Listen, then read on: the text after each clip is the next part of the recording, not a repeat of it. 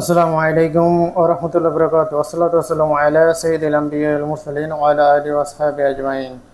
আম্মা বা'দ, ফাআউযু বিল্লাহি মিনাশ শাইতানির রাজীম। বিসমিল্লাহির রাহমানির রাহিম।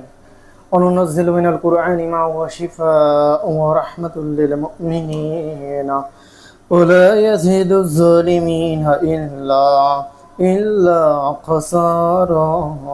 সম্মানিত দিনী ভাই বোনেরা, আশা করি আল্লাহর রহমতে আপনারা সবাই ভালো আছেন। আলহামদুলিল্লাহ, আল্লাহ পাক আমাকে খুব ভালো রেখেছেন।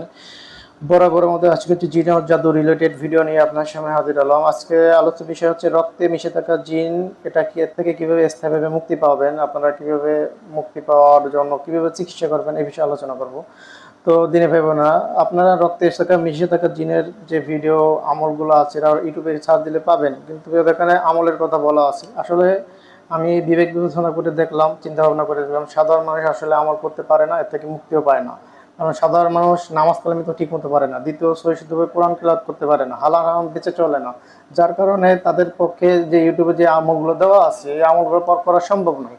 তাই এর থেকে মুক্তির যে সহজ উপায় হচ্ছে, যারা কোরআন সুন্নাহ মোতাবেক চিকিৎসা করে, যারা চিকিৎসা করি, যারা শুদ্ধভাবে কোরআন করানো সুন্নাহ মোতাবেক চিকিৎসা করে ভালো চিকিৎসা দিয়ে থাকে।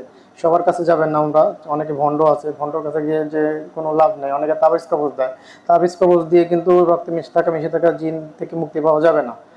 তা এর চিকিৎসার পদ্ধতি হচ্ছে, যারা রাকি আছে তাদের কাছে যাবেন। তারা হয়তো মুমিন জিনের মাধ্যমে অথবা আল্লাহর পক্ষ থেকে মেহমান ডেকে তাদের মাধ্যমে এর রুগীর শরীর থেকে জিনটাকে টেনে বের করে নিয়ে আসবে।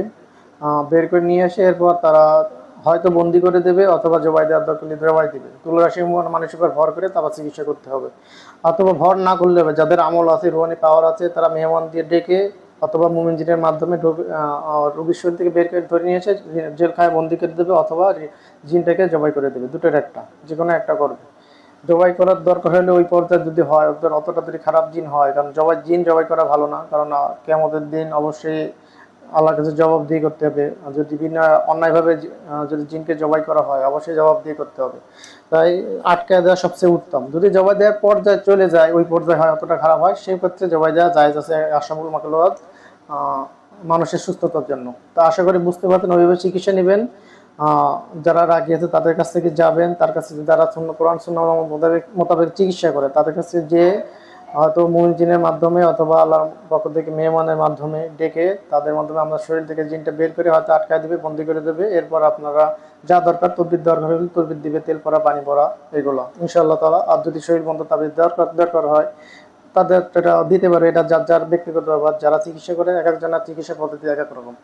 তো আশা করি বুঝতে পারছেন দিনী ভাই বোনেরা, রক্তে মিশে থাকা জিনগুলো, যেটা চালান জিন হোক অথবা আশিক জিন হোক, এর থেকে কিভাবে মুক্তি পাবেন।